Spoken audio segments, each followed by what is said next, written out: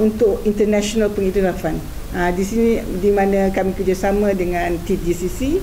Harapan kami ialah 5 golongan yang kami fokus, Aqsa fokus tu dapat dibiayai, such as B40, OKU, Mu'allaf, and also mereka yang tercicir lah.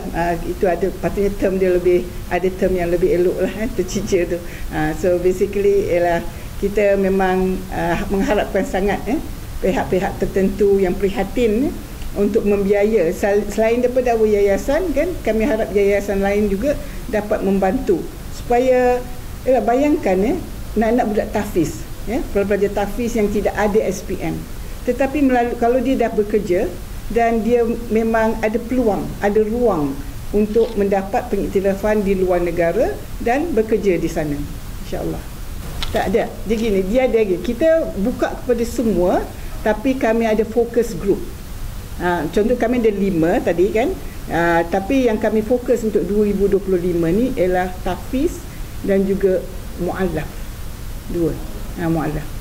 Yang 5 tu kita teruskan, kita tak close. Tapi maksud kalau ada pembiayaan tu, kita akan beri kepada 2 ni, insya-Allah. Jadi Aqsa ni sebenarnya ada 3 area. Satu TVET ni lah yang saya cakap, TVET, kemahiran. And then kemahiran tu yang uniknya Aqsa, again kami buat TVET junior daripada 9 tahun. 9 tahun dan sampai orang bekerja. Jadi it's a, what do you call it, long life learning center. Okay. Jadi lepas itu kami make sure yang saya lebih gembira ialah kemasukan atau integration of the moral values dalam program-program kita, insya-Allah. Okay. Itu yang satu. Yang kedua ialah kami ada business startup ataupun dia ada 2, okay.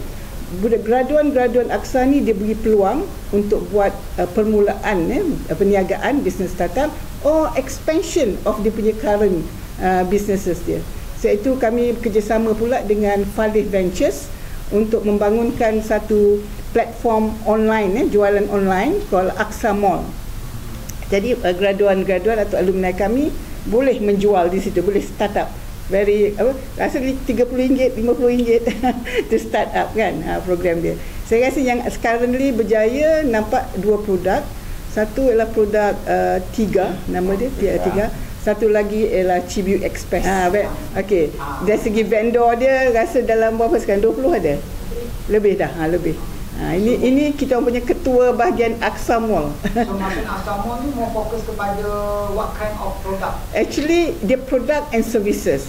Cuma sekarang ni because our alumni ada yang dia buat kerja-kerja insurance, kerja apa kan.